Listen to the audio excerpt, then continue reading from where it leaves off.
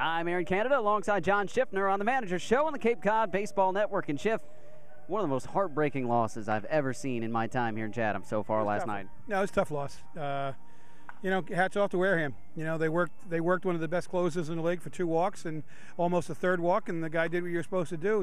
He made Zach have to throw a strike in that situation. He launched it. Not much else you can say.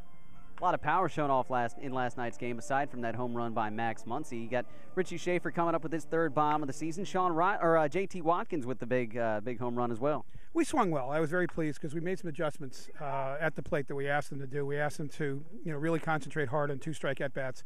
When they get down, we've been striking out looking a lot. And we've asked them to really fight and battle with 2 strikes, and they have done that. They've extended a number of at bats. They're going into 5, 6, 7, 8 pitch at bats, and that's what we asked them to do. I think it helped us chase one of their first starting pitcher or their starting pitcher, and we just did a good job. I mean, take away the last inning, and I thought we played a very, very good baseball game. We did make the 4 errors, but we still go into the bottom of the 9th up 5-3. So, it's a tough loss, but there were some positives to take out of it. What did you see out of Zach Jones in that 9th inning that you may have been able to take away to talk to him about later on? There's no question he's overthrowing.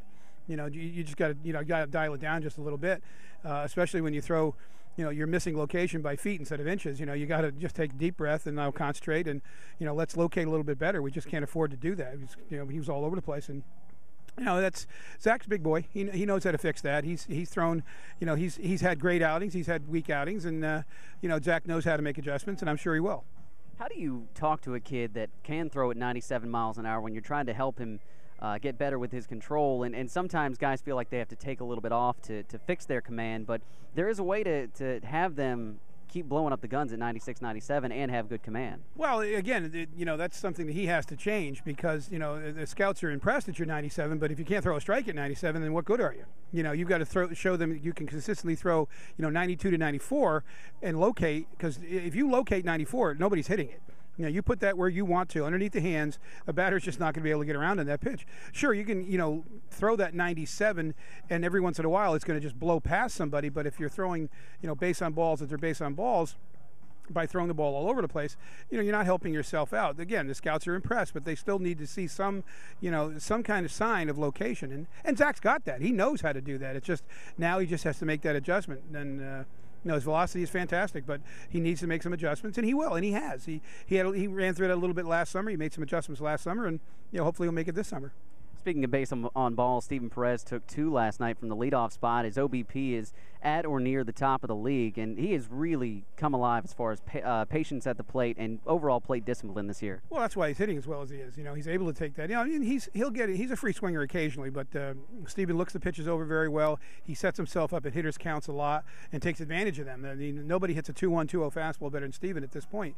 And that's an improvement Steven's made from last year to this year, and it's helped us out a lot. Now, with that high OBP and the 2 walks that he saw last night from the leadoff spot, will he make more appearances and in the number 1 spot in the lineup? At this point, yes. We're just going to try to switch things up a little bit and get him as many at-bats as we can.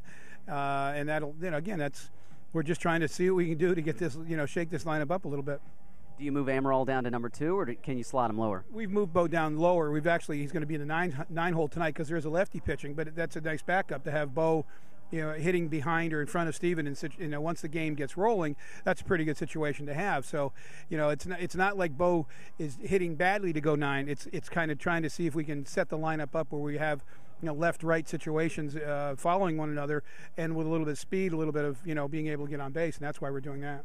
How do you feel about the potential of this lineup? Because 1 through 9, you take a look at the guys that you have on this roster, and you can slot them in a couple of different places. And if you take a look at the optimal lineup, speed heavy, power heavy, speed, etc., all the pieces are in place.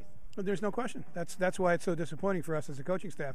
It's just not clicking, and we have to be accountable somehow. We're not motivating, or it's not sinking in. It's one or the other. We're not saying the right things, or they're not listening. And we may not ever figure it out after the 44 games, and maybe we will. And like last night, we saw some real signs of it sinking in, where the guys made serious adjustments with 2 strikes, putting the ball in play with 2 strikes, forcing the pitcher into long counts.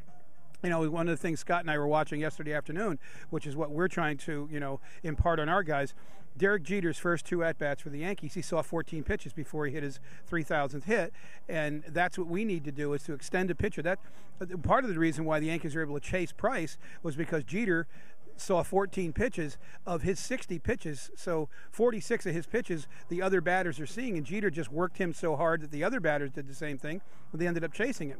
And that's what our goal is here, is to try to force pitchers into long counts, get rid of that pitcher as quickly as you possibly can. And we started to do that last night with the 2-strike at-bats. Aside from the 3 runs on one swing there in the ninth, the rest of the pitching staff overall was pretty outstanding last night, especially Keith Bilodeau. Bilodeau was outstanding again. That's his 4th good outing for us.